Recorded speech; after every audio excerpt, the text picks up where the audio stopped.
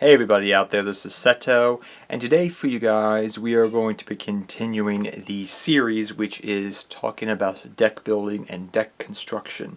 If you haven't seen the first two parts, which part one we talk about how I like to do deck construction, part two pretty much is talking about researching, which was the start of the series initially, and then today we're going to be talking about online testing. Now, testing is something that, as I've written out this series and thought about how I'm going to proceed with it, is something you're going to hear me bring up later down the road. So there's two different types of playtesting in Yu-Gi-Oh! You have your computer testing, which you can test online on different simulators, or you also have in real life testing. Now, when I originally got started in the game of Yu-Gi-Oh! There really wasn't really online testing. When I initially got started in the game of Yu-Gi-Oh! We had pretty much 2.5 ways of testing. Number one, you had in real life testing. Number two, you had the Yu-Gi-Oh! Games, which you actually could test on. And believe me, I'm not the only one that would buy the newest Yu-Gi-Oh! Game for Game Boy Advance or freaking their DS, hack all the cards and just do playtesting on there for a year like you would do, and you would adapt to the format and what the limited list was. But that's how a lot of people did their testing back then. The third way was back before we had dual DN, or a dual simulator online pretty much. We had a couple different simulators where we could pretty much give our routing number and all this information to the person you're going to duel with. And also we would duel using webcast controllers, which Konami's gone back to promoting recently with the virus that has happened recently, Crush Card. So there's been different ways throughout Yu-Gi-Oh's history that people have done this, but this video, after giving you that minute synopsis of the history of playtesting, is specifically going to be focused with this year and how Yu-Gi-Oh has evolved to online playtesting. Later in the series, we're going to talk about in real life playtesting, because I feel like after doing your research, mainly you've researched different decks, you've tried different things out, and before you purchase cards, which is going to be the next topic we're going to talk about, how to do that and the best ways to go about it. It's always good to get a couple duels in, to get some kinks out, and to use your money wisely before you go to the next step. I wouldn't say use it as the final thing before you take a deck to a tournament, like just do a couple of duels online, build the deck, and then go to a tournament right away. I wouldn't do that, but before you purchase, I think some online playtesting is in order. So would you do this? How would you facilitate this online playtesting? Well, in the last series, we've talked about researching. So what you would normally do is you have an idea in your head, you kind of know how you want to proceed with the deck, you know the ratios you want to test before you purchase the cards. So what simulators are you going to choose now? There's different simulators out there. My favorite, I have to say, is actually Dueling Book. Now, Dueling Book, which many people can look it up now, is pretty much the predecessor of some other simulators we had. There was a time in Yu-Gi-Oh! For about 1.5 years when Konami shut down that initial simulator, and when Dueling Book came out, when we had nothing. And it was a sad time for online dueling. Now we have it back. Originally we had Duel Network, that got shut down after years for random reasons, and then we had Dueling Book happen about 1 year later. People thought, if you remember before Dueling Book got launched, people thought that was a joke. And it finally happened, and it's still up now. So you have different simulators you can try out. I definitely would prefer Dueling Book because it's the closest thing we have to in-life dueling online. Now, you do have to keep it with a grain of salt, and I'm going to say this for online testing. Take it with a grain of salt. There's a lot of factors, which I've talked about before, that come with testing online. You have to take in the fact that sometimes you are going to get a lot more brick hands like you will in real life online. Sometimes, in real life, you're not going to get proper ratios. Online, you're more likely to get proper ratios. There's a lot of X factors, like I've talked about before, where X plus Y equals Z, okay?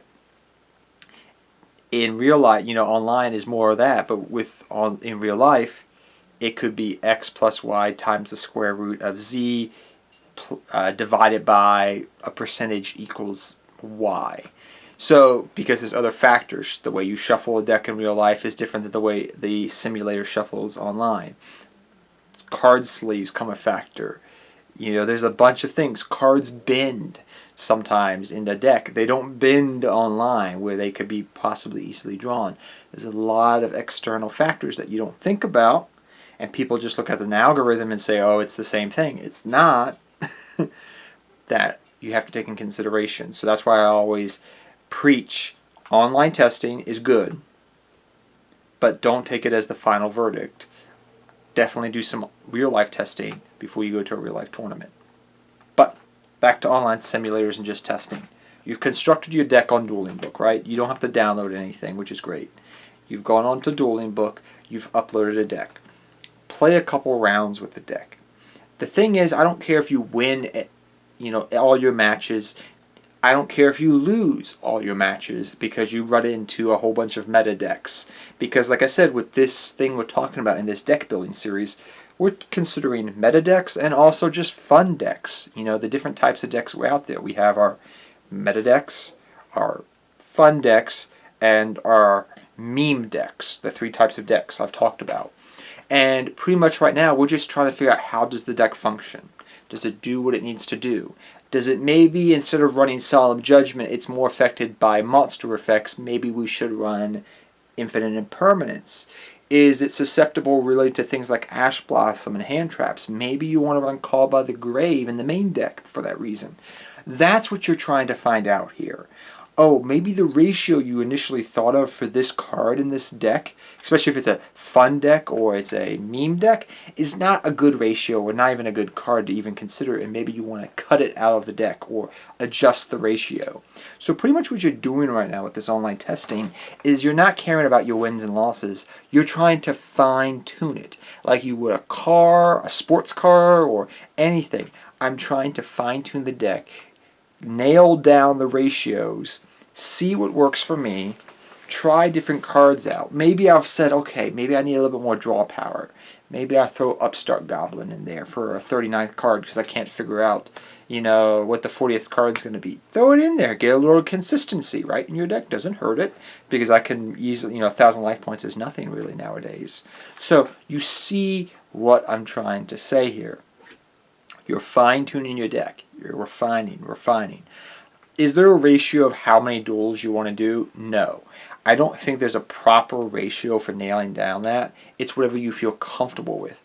Me personally, usually after 25 to 20 duels, I'd say I usually feel comfortable nowadays. In the past, before I really got into deck building, and doing this Yu-Gi-Oh channel, I would say probably 5-6 years ago, 2 years after I got started with this channel, I'd say it would take me maybe 40 to 50 times, a duels. But different people, different experiences with deck building. If you have more experiences with building different decks, you probably don't need as many duels. But if you're not familiar with the archetype, maybe it's a deck you're haven't even touched ever, you may want to do more duels to get more refined with it. If it's a deck that you're rebuilding, maybe after even 3 or 4 years, you kind of know how the deck functions, how it should function, and you're just adapting it to the current meta. You're updating it pretty much.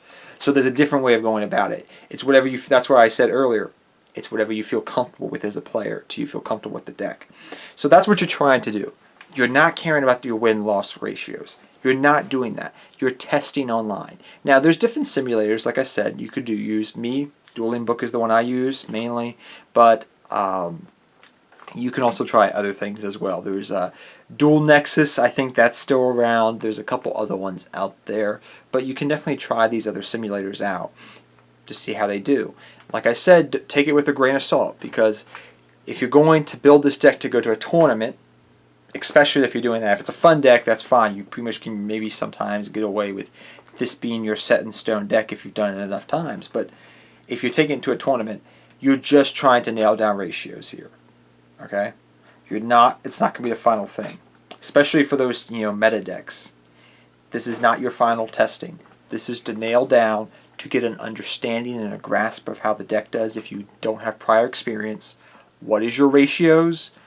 Understand the deck, how it works. nailing down ratios, and preparing yourself to purchase the cards and knowing which, okay, these things work, these things don't. Understanding the deck. That's what you're trying to do here, guys.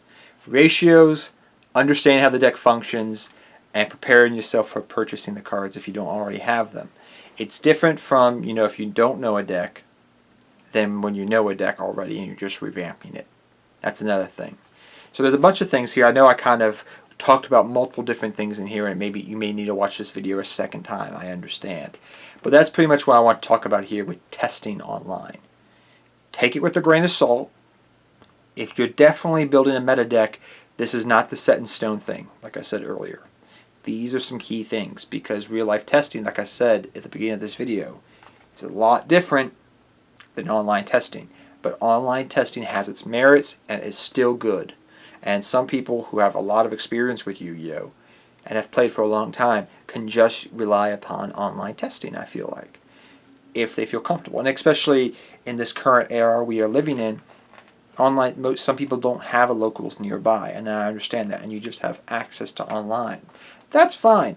I'm not talking about that. I'm talking about if you do have access, definitely go try it out. Online, real life Yu-Gi-Oh! Is a lot different than online. The human interaction is a lot different too, and you have to take these things into consideration. So yeah, those are my thoughts, guys, on testing online as you proceed to build your deck. Next time we're going to be talking about buying cards and the best places to buy, when to buy cards. A little bit of market watch, pretty much. It's what we're going to be discussing. But till next time, guys, take care. Have fun dueling. Good luck dueling. And I'll see all of you guys next time. Take care, everybody.